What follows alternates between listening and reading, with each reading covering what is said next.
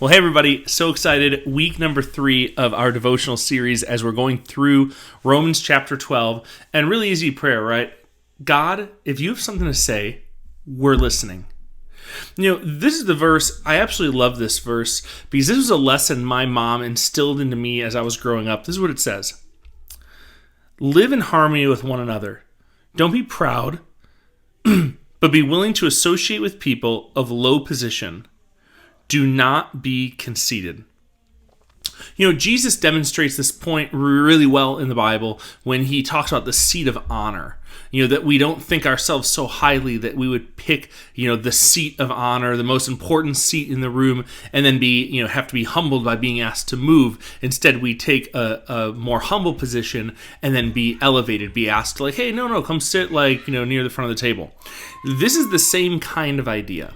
That we're not to be proud, and this has to do with not about the seats we pick, but about who we choose to interact with. That we don't be proud in who we are, that we're too good for certain people, and certain people are below us, so we're not gonna bother with them. I remember when I was in middle school, my very first day at a brand new middle school, this girl whose name I can't remember was in the lunchroom, and I was invited to sit at a table with a bunch of dudes that kind of nerdy guys. They were playing cards at the table, and I've been around the block, so I knew what the deal was.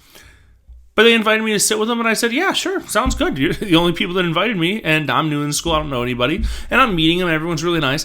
And this girl pulled me aside.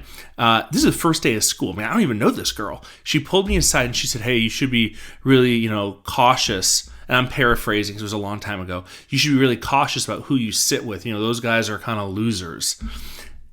And I thought to myself in that moment, everything my mom had taught me. And I thought to myself, well, they invited me to sit with them, and I'd rather sit where I'm invited than sit alone. So I guess I'll take my chances. And it really kind of defined my time at that school. I was at the school for about 2 years before I moved on to a high school, to a new school. Why do I share that? Because sometimes we will think we should avoid certain people, that some people are not worth our time, but the truth is that people are worth our time, that we are the ones that need to change a little bit. When I started getting into the business world, I remember a mentor of mine always reminded me, always make time for for people who can't help your career. That some of that defines the character you have. If you're rude to receptionists, or you're rude to janitors, or you're rude to the doorman, that kind of makes you a jerk, a low character person. But if you're really nice to everyone, you're kind to everyone, you show interest in everyone, you try to learn everyone's name, regardless if they can help your career or not, that defines a level of character. I remember that stuck with me. That's exactly what Paul's talking about here. He's teaching people how to care about other people. He's teaching people how not to be jerks. He's saying, listen, don't worry about, and back then it was the class system. Don't worry about the class system. Don't worry about where you rank and where they rank and what your zip code is and what theirs is and how many bedrooms are in your house or what kind of car they drive. Or don't worry about those things. Just be kind to people. Be considerate. Don't be conceited. That is something to remember. We all will interact with the person that comes from a different life stage or life phase than we do. But that doesn't mean that we treat them less at all. It actually means that this is a great opportunity to show the things that Paul talks about, the things that Jesus inspires. It gives us the chance to show that God loves them. You might think, oh, that's a big jump. No, listen.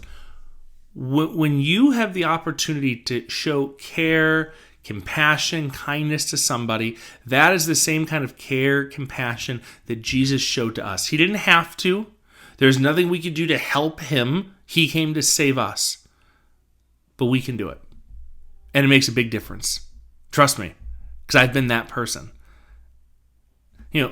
as you go through the day today, think about ways that you can incorporate this into your, life. How you can look for opportunities to be kind to the person that maybe you don't know, kind of the outside, that you wouldn't normally say, oh my gosh, this is the circle I travel. These are my people. That's okay. It's not about that. It's actually about being kind to the people who are not your people, who don't travel in the circles you travel in. And that is a very good thing. That's a very biblical thing too. So have some discussion about it today. This week's going to be a really great week. I'm excited for what God has in store for us.